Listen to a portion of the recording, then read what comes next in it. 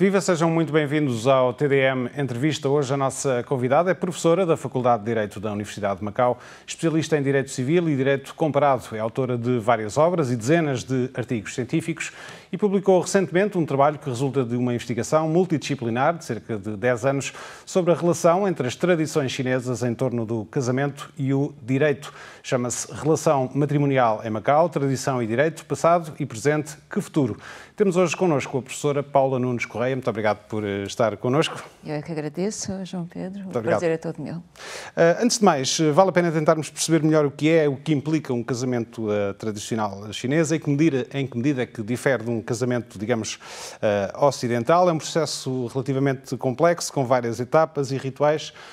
Em termos de direito, como é que isto se poderá refletir? Ora bem, em termos de rituais propriamente ditos, enfim, não vou aqui entrar na descrição de todos os rituais, mas os rituais matrimoniais a que se está a referir são aqueles relativos à própria celebração do casamento e que abrangem a fase, que vão desde a fase pré-negocial ou promessa de casamento até à celebração do ato, não é? E eles são 6 rituais, de acordo com a tradição chinesa. Portanto, e são bastante elaborados, naturalmente, enfim, hoje em dia eles tenderão se calhar a ser um bocadinho mais simplificados, não é? Mas enfim, eles são complexos, não é? Eles são complexos. E pronto, e têm que ser verificados, são todos cumpridos, etc. E demora o seu tempo, não é? E demora o seu tempo. De qualquer maneira, eu já agora, enfim, também sem entrar em grandes detalhes, até porque não teríamos tempo se eu entrasse em grandes detalhes, se fôssemos por aí, mas entre estes 6 rituais, eles são todos importantes, mas há 3 que eu considero mais importantes, mais essenciais. O primeiro que eu destaco é a aprovação do casamento por parte dos pais dos nubentes, que é necessário, não é? Porque sem a aprovação dos pais não há casamento. Aliás, o casamento tradicional chinês é um casamento combinado entre as famílias. E é um casamento, em certo sentido, de famílias. É um casamento entre famílias, absolutamente. Portanto, esse eu considero é um dos elementos essenciais. Depois, um outro ritual, enfim, não é ritual, mas enfim, está também relacionado com os rituais, porque é precisamente que tem a ver com o papel do casamenteiro. Eu talvez falasse no feminino, porque não quer dizer que não houvesse no passado, e no presente até, inclusivamente, casamenteiros homens, mas, aliás, muitas vezes até os imperadores desempenhavam esse papel. Não era assim tão invulgar quanto isso. Mas a verdade é que normalmente eram senhoras, não é? Portanto, casamenteiras, não é? Enfim, normalmente eram senhoras. Ora bem, e o papel da casamenteira para precisamente verificar o cumprimento dos rituais, até porque, repare, tradicionalmente não havia registro de casamento, não é? Ora bem, quem é que registava todo aquele proceder matrimonial? Era a casamenteira, precisamente, lá está, era imprescindível. Casamento sem casamenteira era impensável, não é? Pronto, lá está. E as transferências patrimoniais? Não é? Porque lá está, e isso faz parte, esse é um dos rituais tradicionais do casamento chinês, não é? Em que, a dado passo, efetivamente, portanto, a família do noivo transfere bens para a família da noiva, é o chamado pinli, se calhar, enfim, eu peço desculpa pela minha pronúncia péssima do chinês, o pinli, portanto, que é uma transferência patrimonial, enfim, pode ser em dinheiro, mas não tem que ser necessariamente em dinheiro, pode ser em bens, não é? Mas é uma transferência patrimonial, de qualquer maneira, erradamente designado por preço da noiva. Mas não é um preço da noiva. É ofensivo até falar-se em preço da noiva. Porque não é um preço da noiva. E eu explico. Qual é a melhor tradução, então, desse conceito? É uma transferência patrimonial. Eu vou explicar porquê. Porque, de acordo com a tradição, esse património, não é, que ainda antes da celebração do casamento, não é transferido, e isto tudo por acordo, porque isto é tudo pré-acordado, o valor e etc, não é? E o que vai ser, não vai ser. Já agora, existem negociações ou é uma oferta que é aceita ou não? Pode haver negociação, mas é uma oferta que é aceita ou não é, exatamente. E se não for aceito, não há casamento. Okay. Exatamente. Mas, portanto, esta primeira transferência, não é, o pinli, que é parte da família do noivo para a família da noiva, vai-se, por isso é que não é um preço, não é?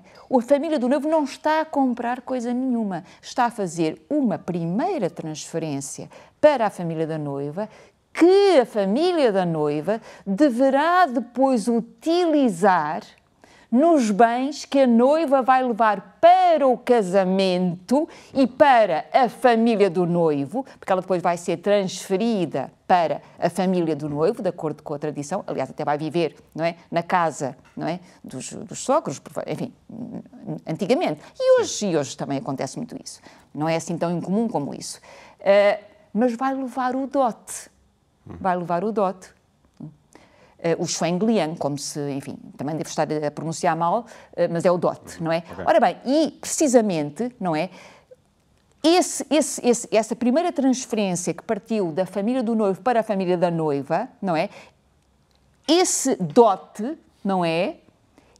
O pinli vai ser investido precisamente no dote, portanto ele regressa, digamos assim, sim, não é? Mas através do dote. Ora bem, portanto está a ver, não é um preço. Sim. Não é um preço. E mais, e de acordo com a tradição, não é? Ele até deve ser superior, não é? Este dote até deve ter um valor patrimonial superior ao inicialmente transferido. Antes de mergulharmos mais a fundo nestas... De acordo com a tradição pura, digamos assim. Sim. Não é? Ou, enfim, hoje em dia, naturalmente que estas transferências fazem, mas, enfim, se calhar assumem um sentido mais simbólico e, curiosamente, até lhe digo mais, por exemplo, em termos de valor, não é? Por exemplo, ainda hoje, para não falar em Macau, mas para falar, por exemplo, na República Popular da China, é muito comum estes valores, não é, do pinli e do dote estarem tabelados.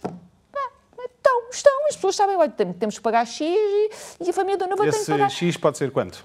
Pode ser, por exemplo, 100 mil patacas, depende das regiões. Sim. Mas aqui mais para o sul é mais ou menos por aí, que é em que andamos, está a ver. Portanto, nem sequer há discussão, já está. Estamos a falar daquilo que a família do noivo dá à família da noiva. Exatamente, e depois a família da noiva aplica esse dinheiro em bens que a noiva leva para o casamento. Dá e recebe, já vimos exatamente. Antes de mergulharmos mais a fundo nestas questões, gostava de lhe perguntar... Estamos a falar de conceitos tradicionais, de tradições muito antigas. Nesta altura, em que... O que é que sobrevive? O que é que sobrevive? A China está a mudar mais aceleradamente do que muitas outras regiões do mundo. Os últimos 30, 40 anos são bem testemunho disso. Até que ponto é que estas tradições estão vivas nos dias de hoje? Olha, estão vivas na sua maior parte. Estão vivas na sua maior parte. Eu fiz um estudo sociológico em Macau só, porque realmente, enfim, todos nós achamos que as tradições são seguidas em Macau, ou podemos ter essa intuição, mas não basta, não é, acharmos que é assim, ou parecermos que é assim. Temos que, na verdade, enfim, se estamos a fazer um trabalho científico, temos que comprovar se é ou não é assim, não é? E pronto, eu, na verdade, tive que recorrer, não é, a entrevistas com base num questionário previamente elaborado, que conduzi junto de uma amostragem de residentes de Macau. Enfim, digo já que, infelizmente, a amostragem cumpriu os mínimos, não é, enfim, do estudo sociológico. Eu entrevistei, aliás, nós, porque não fui só eu, foi um grupo, porque eu conduzi estas entrevistas no âmbito de um projeto de investigação que conduzi dentro da Universidade de Macau, portanto, autorizada pela Comissão de Investigação da Universidade de Macau, não é? Aliás, este trabalho só foi possível precisamente porque eu pude efetivamente conduzir esse projeto de investigação durante 2 anos e meio, que me permitiu ter acesso a imensos materiais em língua chinesa, que depois foram traduzidos para a língua portuguesa e até alguns para a língua inglesa, que me permitiram, de facto, estudar, não é, todas estas tradições do casamento chinês. Não quer dizer que não haja, enfim, livros sobre a matéria em português, claro. Também há, e em língua inglesa, e até, enfim, em outras línguas. Mas as fontes, naturalmente as fontes, exatamente, em chinês. E foi esse projeto que permitiu, efetivamente, o acesso a milhares e milhares e milhares de páginas traduzidas, não é? Que esses meus colaboradores, enfim, todos juristas, bilíngues, altamente competentes, enfim, pessoas extraordinárias que se empenharam de alma e coração e que me permitiram, efetivamente, fazer este trabalho. E não só, e ajudar-me precisamente, estava a falar destas entrevistas, porque foi fundamental. Porque foi precisamente através dessas entrevistas que eu pude avaliar em que medida é que neste momento, e era isso que me interessava, não é? Hoje, em Macau, na contemporaneidade, esses usos e costumes, não é? Ainda existem, ou não existem, ou se existem, de que forma é que existem? Uma das questões mais relevantes nesse aspecto tem a ver com uma tradição que se pensa que já estará basicamente extinta, que tem a ver com o concubinato, mas justamente nesse estudo pôde comprovar que é uma tradição que pode ser minoritária, pode não ser muito expressiva, mas existe, está viva. Estava a falar, pois, exatamente. Pois o concubinato não tem a ver com o casamento. Mas estamos a falar do concubinato na tradição chinesa, que não tem nada a ver com o concubinato em termos jurídicos, exatamente. Em que existem também direitos que estão previstos para estas figuras, não é? Na tradição chinesa, efetivamente, na tradição chinesa, porque assim, de acordo com o pensamento chinês e mesmo com o direito chinês, enfim, o casamento é monogâmico, não é? Mas, de facto, o que existe é uma poligamia de facto, não é? E que é tolerada, enfim, as pessoas não têm, não se chocam, não é? Se, por exemplo, um homem viver até na mesma casa com várias mulheres, não é? Só que, repare, só há uma esposa legítima. Porque lá está, e precisamente por isso é que não há violação, não é, do princípio da monogamia, porque só a primeira esposa é que é a esposa legítima. Lembre-se, por exemplo, não é? temos o exemplo recente de São Leão, toda a gente sabia, não é? A primeira esposa é, não é? A Clementina, que toda a gente... mas ele teve várias esposas, eram as concubinas, mas eram segunda, terceira, quarta, por aí fora, não é? E nós sabemos de vários exemplos em Macau que ainda, enfim, que existem e curiosamente... Mas socialmente a figura da concubina ainda existe? Pode-se dizer isso, antes de mais? Em Macau? Sim. Eu diria cada vez menos, mas existe sim. Existe, para além de ser socialmente aceite... repito, da concubina em termos da tradição chinesa. Sim, é dessa que estamos a falar. A esposa não legítima. Tem também direitos ou não? De acordo com a tradição... Tem alguns, mas quem manda é a primeira esposa. Mas tem direitos, por exemplo, no que tem a ver com heranças, etc? Pois, quanto a isso, não. De acordo com a tradição, não. Mas estava-me a falar... Mas, de qualquer maneira, também não foi assunto que eu tivesse... Claro, e é isso. Vamos regressar justamente ao seu estudo. Exatamente, ao casamento. E às principais conclusões deste seu estudo. Ora bem, portanto, tal como resulta do próprio título da minha obra, não é? Penso eu que o próprio título sintetiza o objetivo princípio deste trabalho, não é? É a relação matrimonial em Macau, ou seja, casamento em Macau, não é? Tradição e direito. Ou seja, significa que esta realidade sociológica, o casamento, é regulado simultaneamente, não é? Por regras de fonte informal, que são os usos e costumes tradicionais chineses, e regras formais de direito constituído, que é o direito vigente em Macau, não é? Pronto. Ora bem. Com o intuito de perceber se existe alguma fricção ou não. Ora bem, exatamente, porque assim, o direito não pode viver desfasado da realidade, não é? Que lhe está subjacente, não é? É desejável, não é? Obviamente que essa relação, que é uma relação de... Portanto, temos aqui dois termos de um binómio, não é? Tradição por um lado e direito constituído por outro. não é? É uma relação dialética, mas naturalmente que é desejável que essa relação seja, tanto quanto possível, uma relação não dissonante, que seja uma relação equilibrada, ou para falar em termos, enfim, não é? A tradição chinesa gosta muito de falar em harmonia, não é? Exatamente. Que seja uma relação harmoniosa, não conflituosa, não é? E é precisamente esse o meu objetivo, é saber em que medida é que estes dois ordenamentos, não é? Que eles estão lá, efetivamente. Um informal, um de fonte informal e outro de fonte formal. Em que medida é que estes dois ordenamentos, não é, que regem a mesma realidade, conflituam ou não? E depois, naturalmente, que eu faço esta análise, não é? Obviamente que eu não posso deixar de fazer, enfim, uma análise histórica, porque nós só podemos compreender o presente se estudarmos a história, não é? Portanto, eu faço também uma breve análise quer da parte tradicional, quer da parte do direito formal em termos históricos, não é? Enfim, digamos que, se quiser, uma análise diacrónica, não é, ao longo do tempo, e depois no presente. Mas no presente é que me interessa efetivamente, claro. Porque o meu objetivo, precisamente, se me permite, já afirmou que na preparação, no caminho para o casamento e durante o casamento não existe nenhuma fricção. A fricção acaba por existir quando se termina o vínculo matrimonial. Não necessariamente. Ora bem, eu depois, enfim, portanto, o meu objetivo estava definido desde o princípio, não é? E eu fui desenvolvendo este meu trabalho, utilizando precisamente o método comparativo, porque eu, como disse, eu sou comparatista, não é? Portanto, segui todas as etapas do método comparativo, e como eu lhe digo, como eu lhe ia dizer, eu não sabia o que é que me esperava, o que é que eu ia encontrar. Eu fui andando, eu fui caminhando, não é? Para, efetivamente, vir a constatar no final que, afinal de contas, esta relação, não é, entre tradição e direito não é uma relação conflituosa. Ela é, quer no ato da celebração do casamento, quer mesmo já ao longo da vida do casamento e depois, enfim, no momento da sua extinção, não é?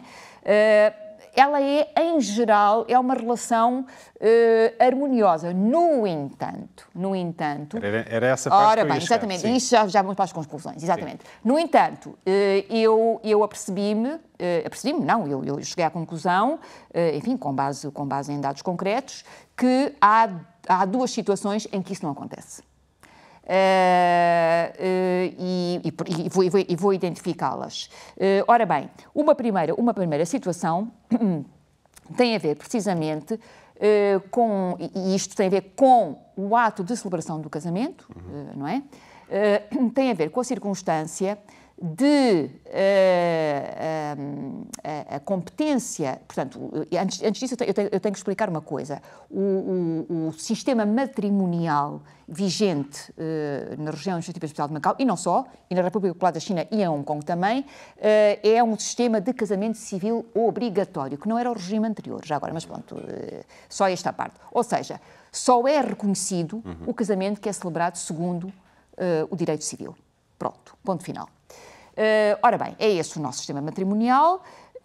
Ora bem, simplesmente acontece que, desde que foi aprovado o Código de Registro Civil, exatamente, portanto, o Código entrou em vigor em 1 de novembro de 1999 e o próprio decreto-lei que aprova o nosso Código de Registro Civil atualmente em vigor e mesmo uma norma, salvo erro, o artigo 121 do Código do Registro Civil, prevê explicitamente a aprovação de legislação especial no sentido de... e portanto, sendo um casamento civil, o casamento é celebrado diante do conservador do registro civil, não é? Pronto, é um casamento civil obrigatório, portanto, quem tem competência funcional para celebrar o casamento em Macau é o conservador do registro civil, obviamente, não é? Sim. Pronto. Ora bem, mas de acordo com... Estava eu precisamente a dizer, de acordo com o próprio Código do Registro Civil, se prevê a possibilidade dessa competência funcional vir a ser alargada. E em que termos? Mediante a aprovação de legislação especial que atribua também competência funcional para o casamento, para a celebração do casamento civil a ministros de culto. Enfim, de culto religioso, naturalmente. Estamos a falar, portanto, da possibilidade dos padres fazerem um casamento Exatamente, seja de que religião for. Exatamente. Civis. Só que isso carece, obviamente, de que seja elaborada uma legislação própria, não é? E que seja regulamentada a atribuição dessa competência. Mas tem que ser um casamento religioso? Não, tem que ser um casamento. Não. Essas pessoas. O padre pode fazer um casamento civil. E essas pessoas ficam habilitadas, podem ser de que religião forem, não é? Mas essas pessoas ficam. Mas de acordo com essa argumentação que nunca veio a ser, enfim, elaborada. Nós estamos à espera há mais de 20 anos. Essas pessoas, esses ministros de culto, não é, devem ficar habilitados celebram lá o casamento de acordo com os ritos religiosos que quiserem, mas para o casamento ser reconhecido, não é, ficam também habilitados a celebrar o casamento civil, porque lhes é atribuída competência funcional para a celebração do casamento civil também. Pronto, ora bem. Mas já agora, só para esclarecer, são dois atos ou é um ato único que é reconhecido nas duas perspectivas? Exatamente, não, nessa... Como concordata, digamos assim? Pois, tudo depende do que vier a ser legislado, não é? Mas, por exemplo, idealmente, se nós quisermos manter o sistema de casamento civil obrigatório, enfim, o ministro do culto celebrará o casamento de acordo com a lei civil e integrará depois neles os rituais religiosos que entender, pronto. Muito bem. E um dos problemas que detectou é que, justamente, ora bem, o que é que acontece? Os padres da Igreja Católica têm o poder de fazer isto no ora contexto bem, atual, mas não os outros ministros. O que é que aconteceu, entretanto? Portanto, temos essa norma, não é? Temos essa norma do Código do Registro Civil que prevê a aprovação dessa legislação especial e a regulamentação da atribuição dessa competência funcional aos ministros de culto em geral, não é? E, de facto, isso nunca aconteceu até hoje, mas, entretanto, pouco tempo depois, é aprovada uma lei que entrou em vigor em 20 de dezembro de 99, exatamente, eu não me estou enganando na data, não, 20 de dezembro de 99, em que, a partir dessa altura, a título provisório, porque lá estavas à espera da legislação especial, não é? Mas, enfim, naquela altura estimava-se que a legislação especial e a argumentação dessa legislação viesse a ter lugar logo a seguir. Entretanto, ainda não aconteceu nada. Portanto, essa lei, não é, de finais de 99, atribui provisoriamente aos párocos da Igreja Católica, e até hoje, a tal competência funcional para celebrar o casamento civil. Sendo que a lei não permite que os outros ministros de culto de outras religiões exatamente. o façam. Portanto, nós, até hoje, enfim, e acho muito bem que os párocos da Igreja Católica tenham essa competência funcional. Agora, o que não está bem, não é? Porque, enfim, a lei básica garante o princípio da liberdade religiosa e o princípio da igualdade de todos perante a lei, é que estamos a violar o princípio da igualdade e o princípio da liberdade religiosa, não é? E é uma situação que, enfim, deve ser corrigida, sim, não é? Com certeza que os párocos da Igreja Católica devem manter essa competência. Agora, essa competência já devia, de há muito, ter sido tornada extensiva aos outros ministros de culto e não se percebe porque é que ainda não o foi, mas não me pergunto porquê, porque eu também não sei, não é? Portanto, isso é um problema. Mas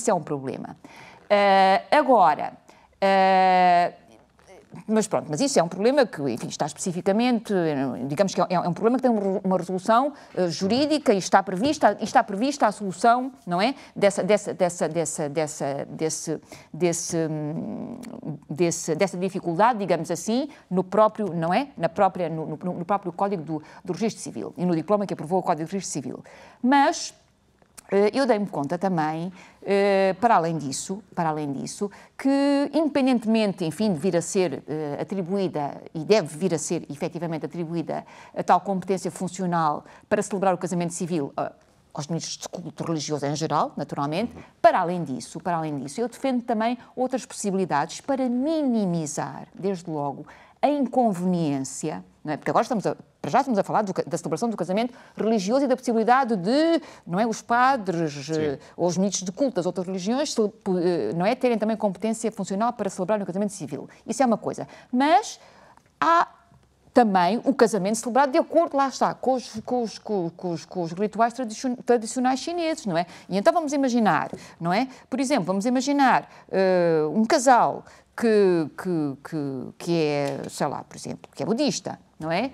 Pois terá de, para celebrar um casamento validamente, terá de ir à conservatória, depois terá de ir, não sei se vai ou não vai ao monge budista, ou como é que faz, como é que são os rituais da religião que os nubenos professam, não sei, sejam eles quais forem, e depois ainda vão ter que celebrar o casamento de acordo com os rituais tradicionais chineses.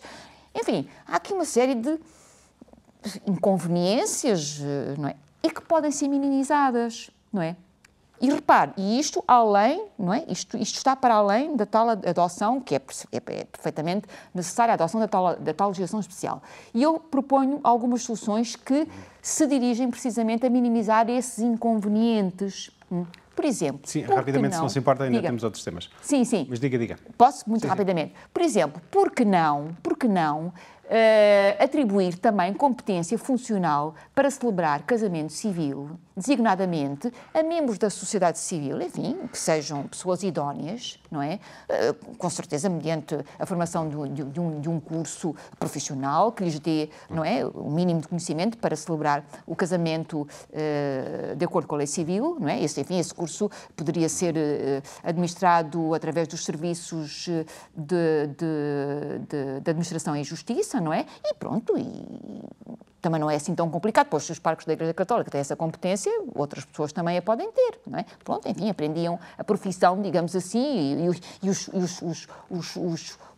os passos que têm que ser cumpridos para celebrar o casamento civil, mas não só. Eu também defendo outra possibilidade, defendo designadamente a possibilidade, e pergunto mesmo se nós já temos notários privados, por que não ter conservadores privados, não é? Porque, por maioria da razão, não é? Os membros da comunidade jurídica também, não é?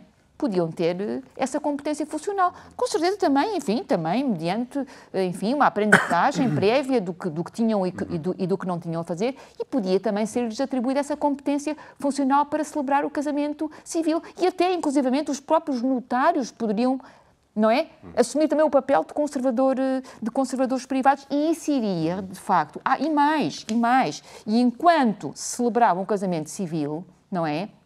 Poderiam também, sendo o caso, não é, tratando-se das tais pessoas idóneas da sociedade civil, sendo o caso, poderiam também fazer o tal papel tradicional que faziam as casamenteiras e certificar que os rituais tradicionais chineses estavam ou não estavam a ser cumpridos. E isso, de facto, não é, agilizava, digamos assim, não é, todos os inconvenientes que os nubentes têm, não é, quando têm que se desdobrar, não é, entre conservatória, enfim, rituais tradicionais, rituais religiosos, etc. Portanto, isso são tudo e já agora só a terminar, não é? Porque normalmente, e tanto quanto eu sei, para celebrar o casamento civil, se as pessoas não forem católicas, enfim, isso podem celebrá-lo, não é? Na Igreja Católica, já vimos isso. Mas se não forem, em princípio terão de se deslocar à conservatória, não é? Ora bem, por que não é? O conservador, não é? Dirigir-se ou à Casa dos Nubentes, ou a um lugar combinado, não é? Onde ele ou um funcionário da conservatória... Parece que isso já acontece, pelo menos para... Mas não é frequente, não é assim tão Professora, frequente. temos de avançar. Ainda não falámos de uma questão que também é importante e também toca na questão da tradição chinesa, que tem a ver com o regime de bens do matrimónio. Essa é outra... E uma coisa é a filosofia do casamento tradicional chinês, outra coisa tem a ver com as possibilidades que o regime legal dá, as escolhas que são oferecidas pelo regime legal, e outra ainda é mesmo as opções efetivas que as pessoas têm feito. E existe aqui um caminho divergente entre a tradição e a prática legal que existe nesta altura. Ora bem, exatamente. E essa foi a segunda situação que eu identifiquei, em que de facto, eu como lhe digo, não há nas minhas conclusões, eu não concluo por qualquer tipo de conflitualidade. O que eu concluo é que o sucesso das normas jurídicas fica aquém do desejável. nesta primeira situação que eu acabei de descrever, enfim, fica aquém do desejável porque não é? Porque há aquelas inconveniências que acabámos que eu acabei de descrever, não é? Mas, e agora, neste segundo tipo de situação que eu vou falar a seguir, a situação já é um bocadinho mais, enfim, não há conflitualidade, mas já falarei talvez de um sucesso das normas limitado. Porquê? Porque agora estamos a criação de verdadeiros ónus aos nubentes. Porquê? E agora estou-me a referir a uma questão em particular, que é o seguinte. Ora bem, de acordo com a tradição, quando as pessoas casam, não é? Casam, pronto, e tudo que têm é bem comum. De acordo com a tradição, não é? Os regimes de bens são de natureza comunitária. Não é? Isto é a tradição chinesa. Ora bem, antes de entrar em vigor o Código Civil de Macau, portanto, antes de 1 de novembro de 1999, o regime de bens supletivo era o regime da comunhão de adquiridos, que é um regime de natureza comunitária. Tal como é, designadamente, o regime de bens da República Popular da China. Também é um regime de bens de natureza comunitária, portanto, que vai ao encontro daquilo que é a tradição chinesa, não é? Pronto. O que é que aconteceu com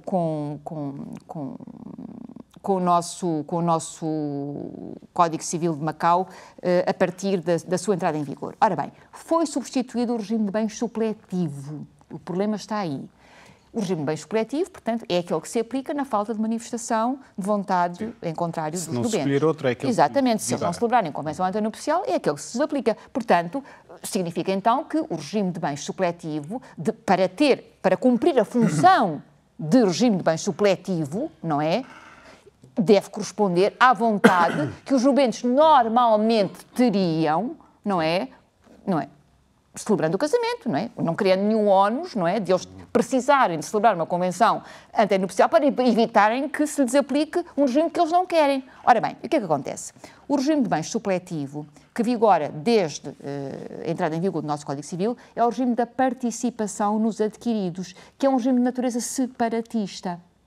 Ou seja, enquanto o casamento dura e o regime permanece, não é? Portanto, é como se o regime fosse um regime de separação.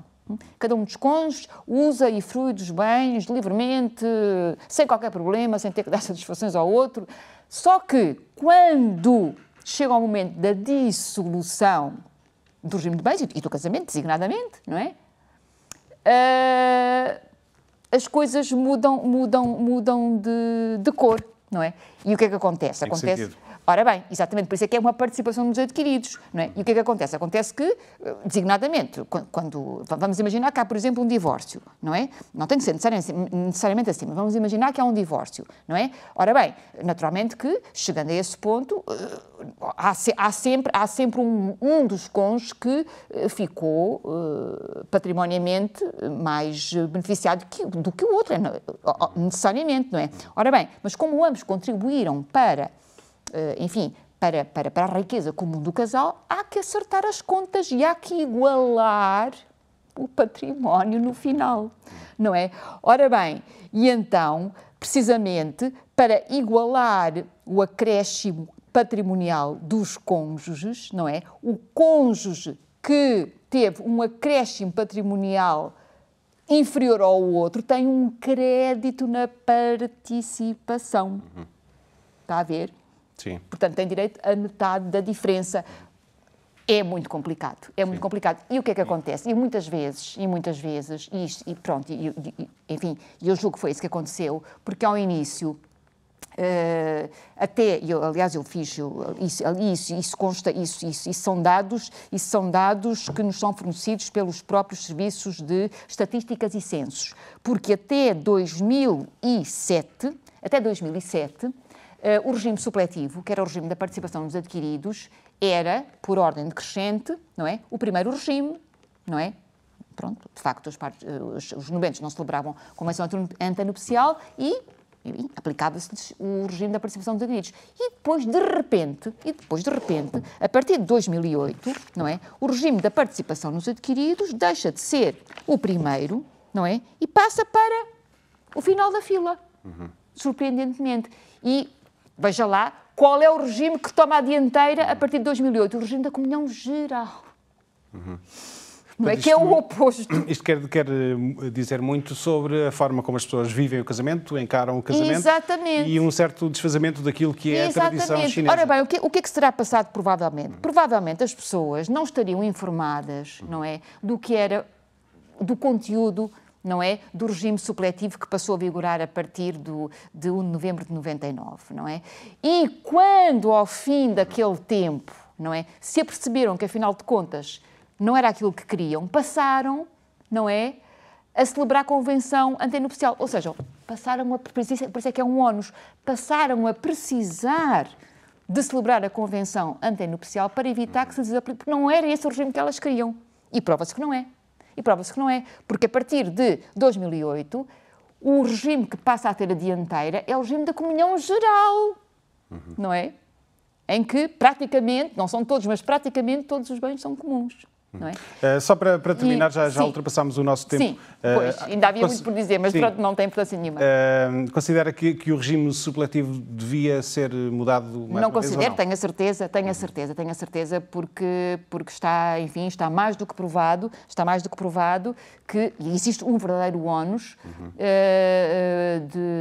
para os nubentes, porque os nubentes não querem a expressão atualmente, não é, da adoção do regime supletivo da participação dos adquiridos é absolutamente marginal.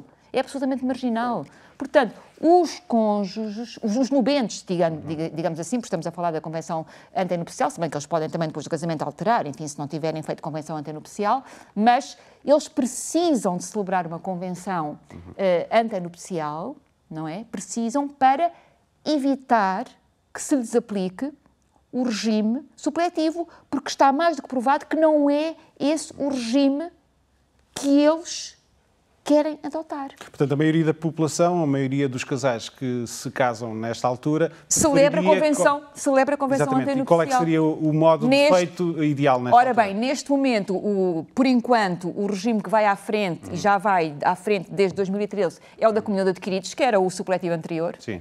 Lá está. Não é por acaso. Isso seria mais adequado nesta altura. Pois, mas há aqui uma... Mas isto já são dados que eu colhi já depois de ter acabado a redação desta obra. Por isso, enfim, também não tive tempo para o estudar, nem me vou pôr aqui com especulações. Sim. Mas posso lhe dizer que, neste momento, o regime que já vem em segundo lugar, muito curiosamente, é o regime da separação de bens. Muito bem. Portanto, enfim, eu não tenho dúvidas que é preciso alterar o regime de bens supletivo. Agora, qual deve ser o regime supletivo? Eu diria que deve ser um regime de natureza comunitária, mas essa questão tem de ser muito bem ponderada, não é? E não deve ser desconectada de outras, designadamente de outras regras do direito da família, do regime matrimonial primário, desde logo, mas não só, de outras, porque, repare, o direito enfim, não é um edifício retalhado, não, é um edifício uno, não é? Portanto, há certamente regras que são segregadas de outros ramos de direito que provavelmente, não é, têm alguma coisa a dizer também da escolha, não é, que está a ser dada, não é, da preferência que está também a ser dada ao regime da separação de bens, que é um facto muito curioso. Agora, é assim, eu não estudei esse assunto, portanto não vou especular, mas é uma questão que deve ser ponderada. Enfim, se de facto o legislador decidir alterar o regime de bens supletivos, eu entendo que o deve fazer. Professora Paula Nunes Correia, vamos ter de ficar por aqui. Pois, obrigado por ter vindo ao com certeza. Muito obrigado. Muito obrigada, muito obrigada.